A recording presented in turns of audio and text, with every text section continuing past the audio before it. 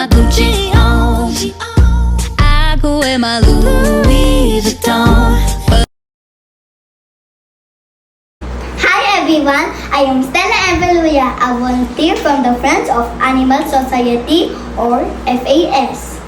I am here today with my sweet kind friend Gucci. He is a snake. And he is here today to tell us a story about animal abuse and animal cruelty in Calabar Zone with John.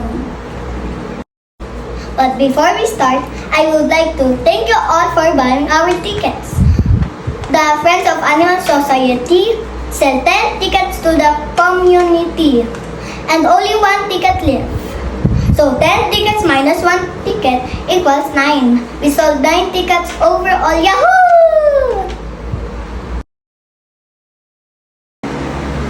Hi friends, my name is Gucci, your friendly, sweet, lovable snake.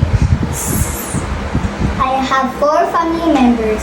There is Daddy Snake, Mommy Snake, Sister Snake, Brother Snake, and me, the baby snake. 4 snakes plus 1 snake equals 5 snakes. We are 5 in the family.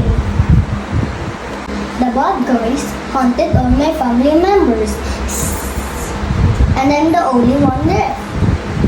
They took away their skin to make an expensive bags, belts, hats, and shoes.